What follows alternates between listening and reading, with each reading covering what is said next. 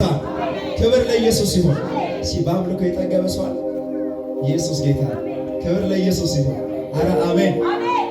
ኮራ ዘና ብያለሁ። እናምልኮ ዘምረን ወደሚቀጥለው ቃል እንሄዳለን። ኢየሱስ ጌታ።